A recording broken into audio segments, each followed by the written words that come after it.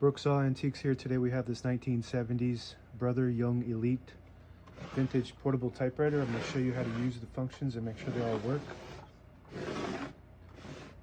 Up top are the margins, and you just push them down and move them like that. I like to set them around 0 and 75, and this is the support arm that flips up from the back. And on this model, you kind of got to push the page down deep in there before it'll load correctly, and then it just loads just fine. And this is the paper bale that sits on top to hold the page down.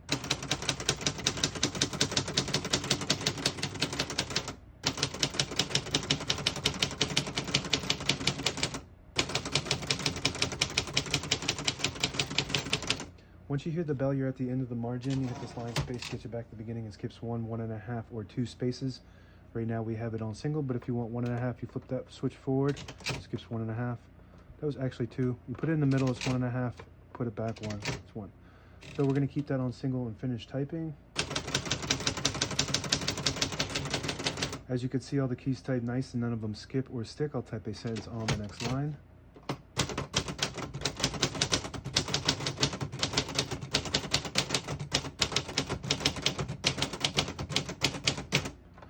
Actually, very nice typing machine.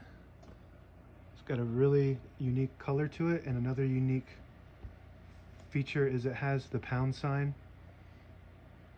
So most typewriters don't have that in the US, so kind of unique to have this.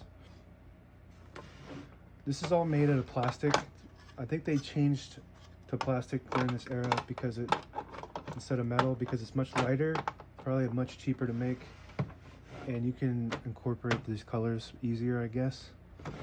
To pull the page out easy, you just flip this switch forward on the right side here, and it unlocks the rollers underneath the plat and allowing you to pull the page out easy, or load thicker paper like carbon copy or cardstock. Make sure you flip that back before you load the next page, or else it won't load correctly. We're going to put this down. And by the way, everything internally is still very well designed and made out of real good metal. It's still heavy, still very heavy. It's just the outer shell is this plastic, but it's really pretty. You can't find an orange typewriter really. And anything you buy that's brand new, it's just made out of China, so it's really cheap. They don't last. They're basically throwaway typewriters. These ones that are vintage, they'll last forever if you take care of them. Well designed. If you get an Olivetti, which is one of my favorite typewriters, they're kind of similar to this. You could probably exchange some of the parts. Got a shift on each side and a shift lock on the left. To clear that, just hit the shift button again. Backspace on the top right. This is your color selector switch. You put it in the middle, it won't print at all. You put it on the bottom, it prints the bottom portion of the ribbon. Put it on the top, prints the top portion of the ribbon. A lot of ribbons will come with a red bottom half, and that's how you print different colors. But a little trick is if you have a solid black ribbon, you can use it twice just by going down to red on the second time around. I don't know how many people use red ink. I don't see the concept in using it in today's age. Maybe back when they were doing finances that you put certain numbers in red, but today I don't know who uses that anymore, so I would get a solid black and just use it twice. What else? Pop the hood open, brand new ribbon loaded on the left side, so it's pulling to the right. To switch that direction, I don't know yet.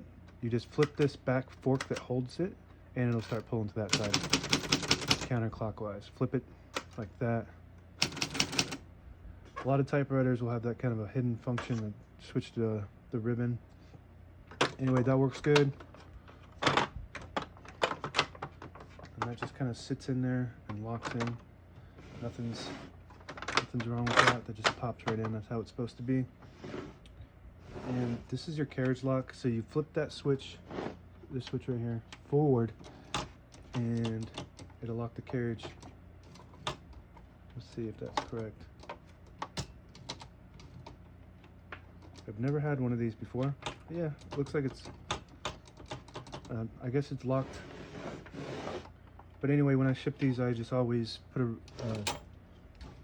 a zip tie around the carriage release, so that way it protects the escapement, which is what kind of locks it, and it allows it to escape each one of those spaces. So if you hold if you had the carriage release depressed the whole time, then you just wrap it with shrink wrap, it protects it. That's what I do. And this thing comes down. So when you get it, it's probably going to come like this, and you won't be able to push it all the way to the left unless you lift that up. And if you push, this is your lines space selector. If you push it all the way back to R, it'll disable the spacing when you turn the knob. You put it on 1, you hear those clicks. Each one of those clicks is 1/2 of a space. And that's it. Now available on eBay or Etsy. Search Brooksaw Antiques.